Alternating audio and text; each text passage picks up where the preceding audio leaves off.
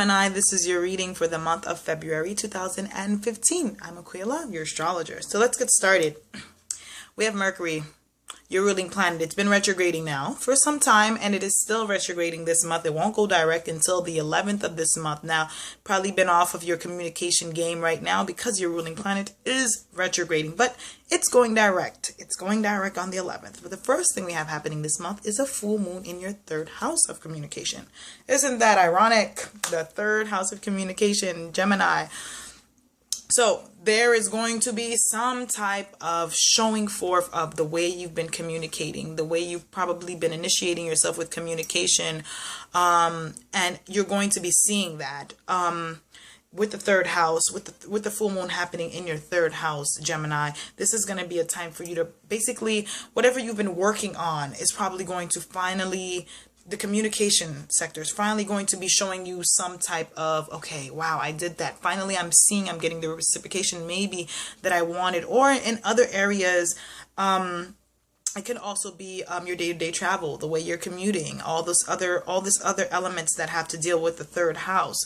So the first card that I got for you, Gemini, is Exhaustion. So setbacks may feel a little distressful. Don't give up on certain things. This is a fire card. So there's a little bit of drawbacks here, a little bit of struggles. Watch your words. It's also like financial health. Maybe you're not feeling so good. Like I said, your planet has been retrograding. So right now, the past couple of weeks have not been the easiest for you of all the signs, because every time your planet retrogrades, it affects a lot. It affects all of us in the zodiac. So it's a pretty strong planet when it retrogrades, because that's the way we communicate. So you're feeling exhausted. You're feeling like, oh gosh, this is a lot going on right now, and I have a lot to do. But don't worry, the energy will change.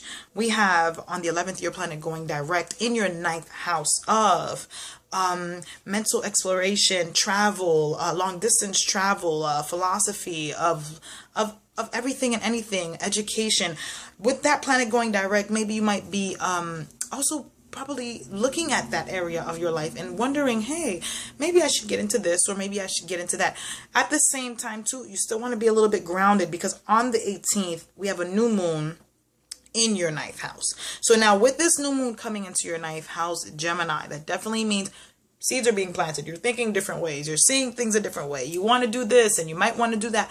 At the same time, here's the issue with new moons.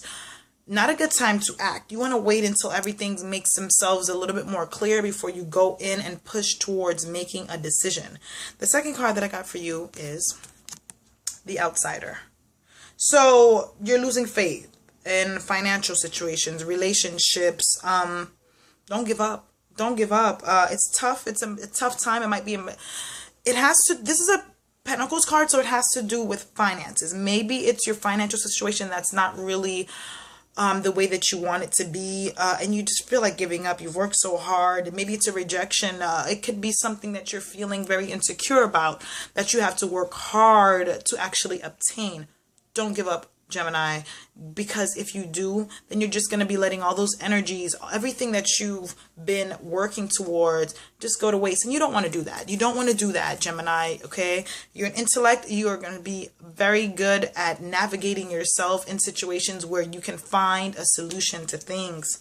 So we have on the 19th, Gemini, Mars, the planet of action, aggression, war, and passion, moving into your 11th house. So what that means is you're going to be putting a lot more action into that area of your life. Like, you are going to be thinking, so wonderful. It's going into your 11th house. So that's your house of your hopes, your wishes, your friends, your aspirations, what it is that you want for yourself. When this planet moves into your 11th house, this is going to be where you're going to have to focus more on what is it that you really want. How can you get it? How can your life be better with this happening? On the 20th, Venus, planet of love, pleasure, and money, also enters into that sector of the 11th house with Mars and Venus together, working with the other. You're going to be feeling it. Venus is also the planet of pleasure. So we don't want to overindulge in certain things around the 20th of the month. I know Valentine's Day is this month, and a lot of overindulgence can happen in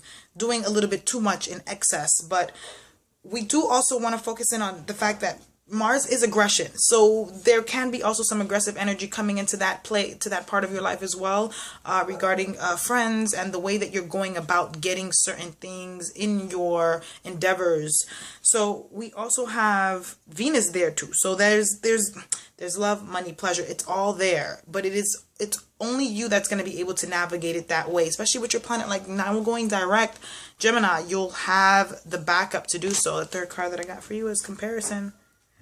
So this is it's kind of like a selfish card. Conflict with others or disagreements. Are you getting into arguments or tension with people? It's a mental card. It's a mental card. So some people around you might be losing faith in you with certain things, and you might be feeling a little bit sour about it, or maybe a betrayal or a defeat. Something probably didn't go so well. What this card is telling you to do, though, Gemini, is to pick your battles wisely.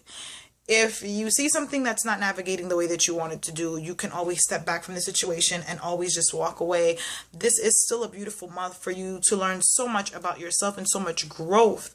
Also, with all this loving energy in the universe, take that for yourself. Love yourself and see that you're worth everything that you're doing, and don't let anybody else tell you any differently. You're working hard, but you want to make sure that you also love yourself hard enough this month, because you don't want other people in your ear in what you want to do. Okay, so again, I'm Aquila, and